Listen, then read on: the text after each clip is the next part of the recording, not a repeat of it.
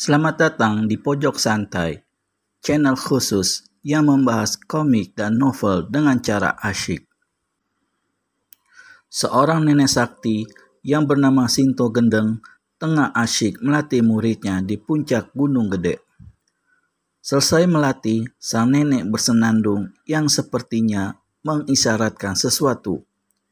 Isyarat apa yang dimaksud nenek sakti ini?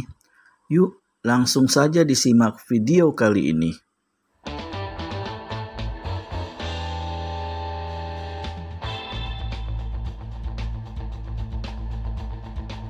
Kiat!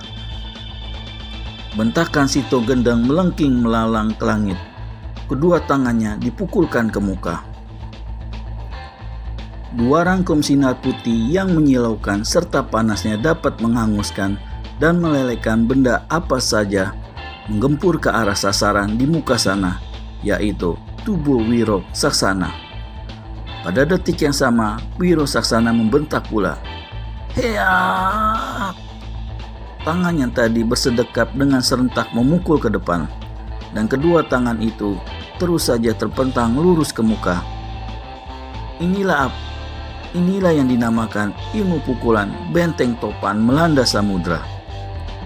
Ilmu pukulan ini bukan saja dapat dipakai untuk menyerang, tapi sesuai dengan namanya juga dapat menjadi perisai tangguh atau benteng kekar yang melindungi Wiro dari serangan gurunya.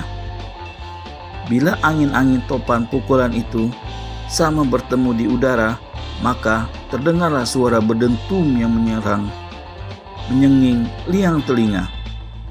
Debu dan pasir beterbangan.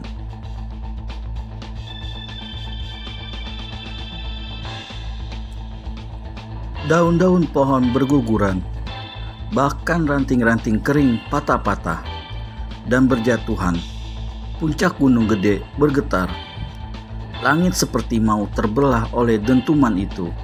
Ketika debu dan pasir surut ke tanah, ketika keadaan di sekitar situ menjadi terang kembali, maka Wiro Saksana melihat bagaimana kedua kaki gurunya amblas ke dalam tanah sedalam 10 cm. Muka perempuan itu pernah penuh keringat dan matanya menyipit.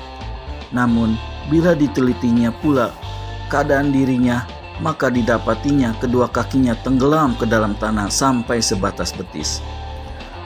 Sedangkan tubuhnya yang memercikan keringat dingin itu terasa masih bergetar gontai akibat adu tanding tenaga dalam yang luar biasa tadi. Bagus Wiro, bagus sekali, terdengar Eyang Sinto Gendeng. Meski memuji, namun dari mukanya bukan menunjukkan kegembiraan. Sebaliknya, muka yang berkerut-kerut itu masih memancarkan kengerian. Sekarang, sambut pukulan angin es ini Wiro. Dan habis berkata begitu, Sinto Gendeng angkat tinggi-tinggi kedua tangannya dengan telapak membuka lebar menghadap ke arah muridnya. Matanya kembali terpejam. Wiro menunggu dengan badan tiada bergerak. Udara mendadak menjadi sangat sejuk. Kemudian ketika Sinto Gendeng memutar-mutar kedua tangannya, maka kesejukan itu mendadak sontak berubah menjadi udara yang sangat dingin, menyembilui tulang-tulang sumsum. Geraham-geraham Wiro Saksana bergemeletakan, menahan rasa dingin yang amat sangat itu. Permukaan kulit yang membeku seperti ditutupi salju. Tanah yang dipijaknya laksana pedataran es. 1 menit saja hal itu berlangsung lebih lama, pastilah tubuh pemuda ini menjadi beku membatu. Inilah kehebatan ilmu kesaktiannya bernama angin es itu. Dengan badan bergetar menahan dingin, Wiro Saksana membentak dahsyat. Bersamaan dengan itu, kedua tangannya diputar-putar ke udara. Angin laksana badai menggebubu ke pelbagai arah. Puncak gunung itu menderu-deru. Daun-daun pohon yang tadi kaku tegang oleh dinginnya udara, kini kelihatan mulai bergerak. Makin kencang dan semakin kencang. Udara dingin yang tadi menyayat sumsum, kini tergetar buyar dilanda ilmu angin puyuh yang dilepaskan oleh Wiro Saksana. Semakin keras putaran tangan pemuda itu, semakin membadai gebubu angin, semakin buyar udara dingin. Daun-daun pohon yang tadi hanya bergerak-gerak kini jatuh berhamburan bersama rantingnya.